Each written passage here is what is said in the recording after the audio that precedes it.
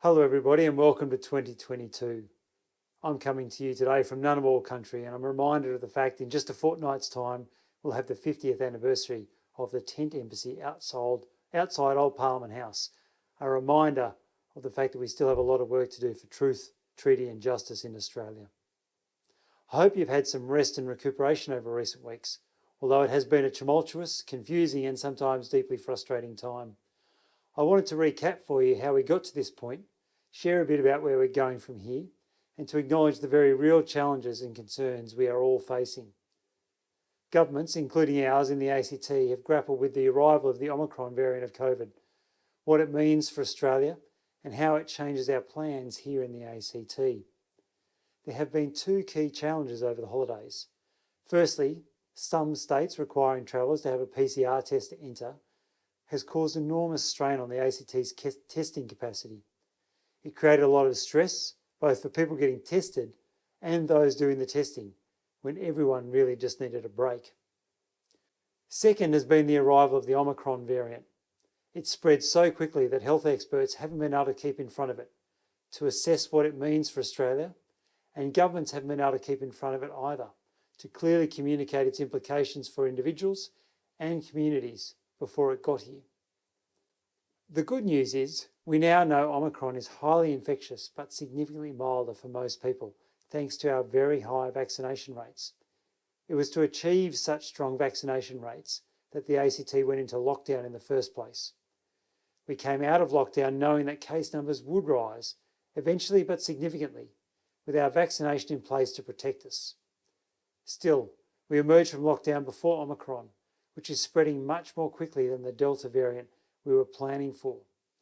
Canberrans have done the right thing and gone to get tested, while health experts and governments figured out whether the testing guidelines were still appropriate.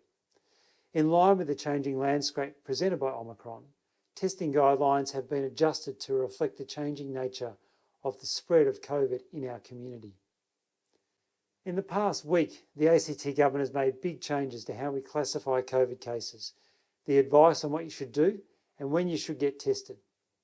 In a nutshell, the comparative mildness of Omicron means that most people can manage their infections at home, which allows the health system to focus on protecting and supporting the people most vulnerable to serious effects.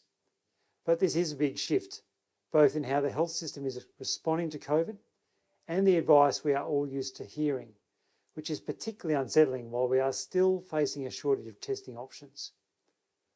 For many people, it may have felt like an unwelcome shift from accept these restrictions and the government will protect you to you're on your own.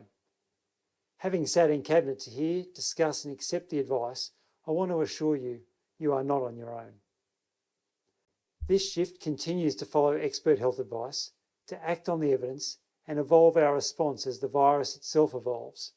But we fully acknowledge it's a big adjustment that's come rapidly without time for most people to hear all the information they need to feel confident in it. I want you to know we've felt that sentiment and we've worked hard to push for the testing situation to be resolved as fast as possible and to ensure that public messages have become clearer about the relative risk of Omicron while ensuring people continue to feel supported.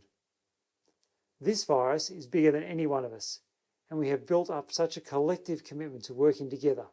It is so important that we in government properly communicate how the change in our COVID response means less overall risk, not more, enabling stronger support to people who need it. To this end, we're working to deliver more immediate support to community organisations working with people who are most vulnerable to the virus.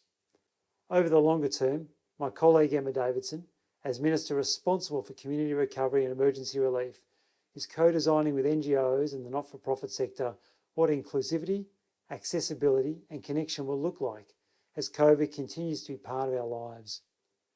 The work of Cabinet has also focused on ensuring that the health system is ready and able to deal with the surge of cases from this faster spreading Omicron variant. We are all, together, in the midst of a massive change as COVID beds down to become ever present in our community. Getting vaccines and boosters are still the most important things you can do to protect yourself, everyone you care about, and even those people you'll never meet. In the same vein, learning to judge your exposure, when you need to test, and to let others know are the next steps we can all take to keep working together and looking after each other. Please reach out to me or any of your other local MLAs to help us understand the questions and concerns you're confronting so we can carry them forward into government to address the questions and make sure Cabinet is considering those issues. And do continue to use covid19.act.gov.au as your key source of information. It is the central place where all ACT government information is being updated. All my best for the new year.